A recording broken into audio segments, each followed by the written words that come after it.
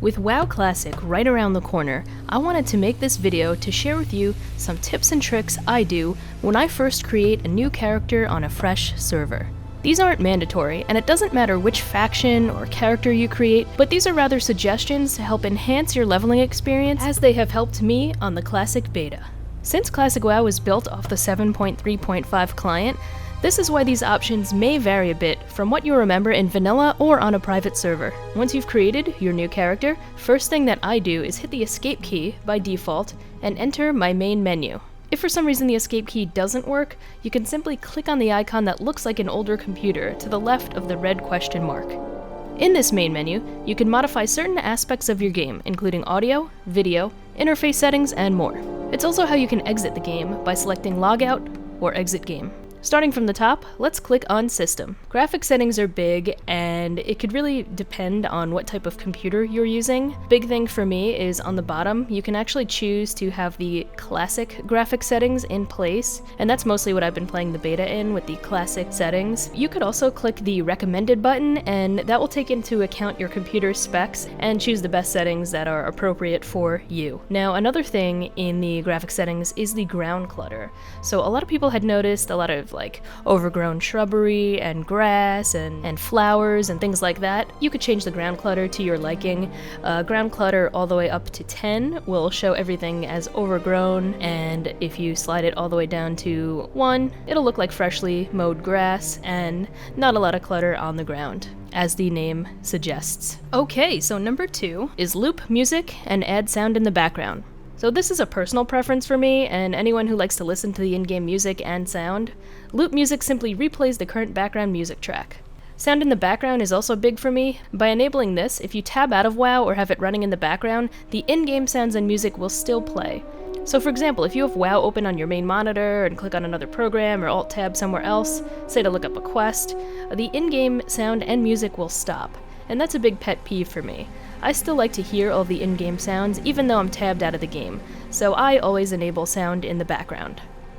Okay, let's move on to the interface settings now. So we're going to go back to the main menu. You could hit escape to get back there. So under controls, the first thing that we're going to enable is auto loot. By enabling auto loot, your character will automatically pick up loot without you manually having to click on it. This helps speed up your leveling process with a smoother gameplay experience by eliminating those extra clicks.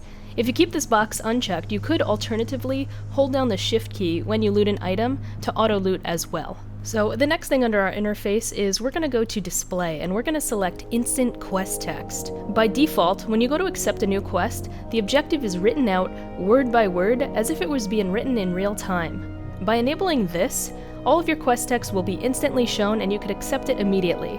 This will significantly reduce your time questing as you wait for the quest text to appear.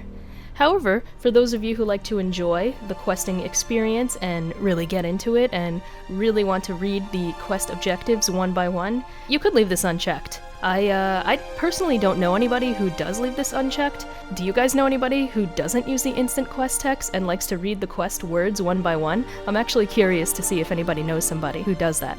Okay, and also within the display tab, we're also going to go over to show/disable tutorials. So if you've played this game already and you don't need the beginner tips that pop up in the beginning when you create a new character, you could simply disable this under this menu. Okay, next for me is the profanity filter. With this checked, if someone says a curse word, it will get auto-blocked out in the chat. For me personally, I do like to see exactly what everyone is saying, so I keep this box unchecked. Alright, and next on the list is show bottom left and right action bars. We're gonna go down to action bars below, and I keep these two enabled. When you create a new character, you do only have a few abilities and skills, so this is more to help you out later on in the game as you progress and gain more. This may be particularly useful for people who have been playing for a while and have their ideal key bindings already memorized. For me, I've been using the same key bindings on my paladin for years, so when I get a new skill, I already know where it belongs on my action bars and what key to bind it to. Okay, now we're gonna go down to camera. Under camera following style, the drop-down menu, I select never. So this is a preference for me, but I don't like when the camera automatically follows me. I like to have complete control of my camera view when I rotate my camera using my mouse buttons. By default, the camera will auto-rotate to reset behind you if you change your angle, but by selecting never, the camera will not follow you and you'll be in complete control. Okay, now we're going to go back, hit escape to the main menu, and we're going to select key bindings. Now the most important key binding for me, as soon as I create a new character, is my auto run. Auto run is so important, and it'll help make your traveling around a lot easier. I set my auto run to my middle mouse button. You could set your auto run to whatever key you'd like, whatever's most comfortable for you. But by utilizing auto run, you can multitask a lot easier, you could do things while you're auto running from one objective to the other. So I highly recommend that everybody sets their auto run key and has that ready to go as soon as they create a new character. And lastly is action bars within the key bindings menu.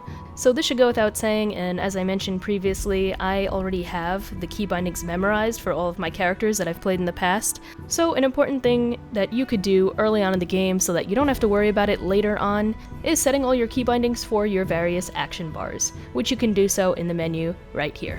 So guys, those are my 10 tips and tricks of things that you should do immediately in Classic WoW when you create a new character, just to help make your gameplay a little bit easier and enhance the experience. A lot of these are things that I personally do and wanted to share with you guys.